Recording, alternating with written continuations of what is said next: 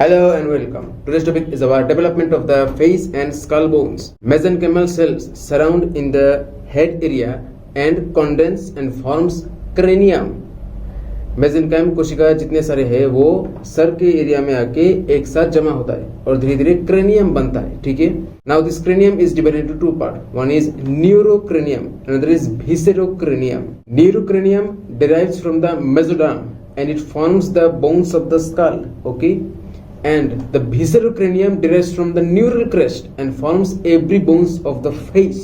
Neurocranium is again divided into two parts. One is chondrocranium, another is membranous neurocranium. Chondrocranium forms the base of the skull. Okay, the base of the skull, and the membranous neurocranium forms the every other bones of the skull. Specifically the vault of the skull. Okay, and the viscerocranium is also divided into two parts. One is cartilaginous, another is membranous. मेरे कहने का मतलब ये है कि ये जो cranium है, क्रेनियम दो हिस्से में बट जाता है, न्यूरोक्रेनियम, विसरोक्रेनियम. ठीक है. न्यूरोक्रेनियम मेसोडर्म से पैदा होता है और विसरोक्रेनियम न्यूरल क्रस्ट से पैदा होता है. हो गया. न्यूरोक्रेनियम क्या होता है, हमारा खोपड़ी में जितने सारे हड्डी है वो सब बनाते हैं.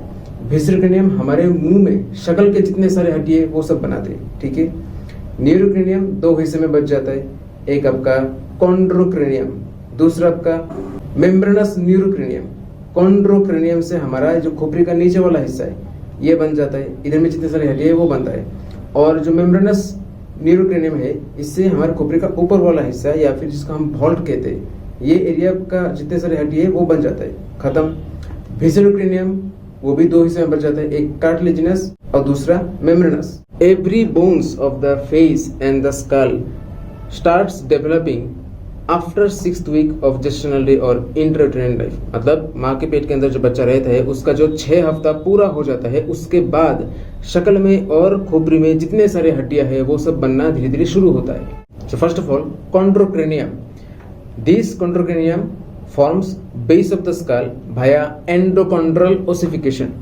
First stage is formation of the paracaudal cartilage. From this cartilage, our base of the occipital bone and the boundary of the foramen magnum appears or develops.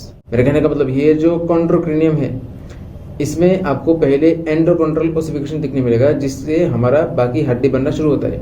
इनमें से पहले आता है आपका पैराकॉर्डल कार्टिलेज जिसका दूसरा नाम है बेजल प्लेट. इससे हमारे ऑक्सिपिटल बोन और फोरामेन मैग्नम का जो बाउंड्री है वो बन जाता है. खत्म. दूसरा आपका हाइपोफेशियल कार्टिलेज. इससे जो हड्डी बनता है वो पिट्यूटरी ग्लैंड के आसपास में रहता है और बॉडी ऑफ द स्फेनोइड मतलब स्फेनोइड बोन का या स्फेनोइड हड्डी का बॉडी बनाता है. ठीक है.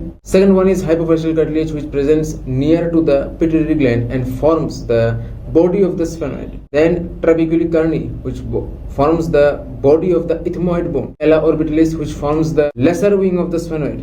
Then you're going to find ala temporalis which forms the greater wings of the sphenoid. And lastly you're going to find otic capsule which forms the bony labyrinth and petrous and mastoid part of the temporal bone. And now the membranous neurocranium. What happens? As you know, this forms the vault of the skull or the top part and the side part of the skull. So from this side it forms all the frontal bones, temporal bone, parietal bones, and gap area in between these bones are known as fontanelle. We are getting ultimately 6 fontanelles in babies. First of all, anterior fontanelle, posterior fontanelle, 2 anterolateral and 2 posterolateral.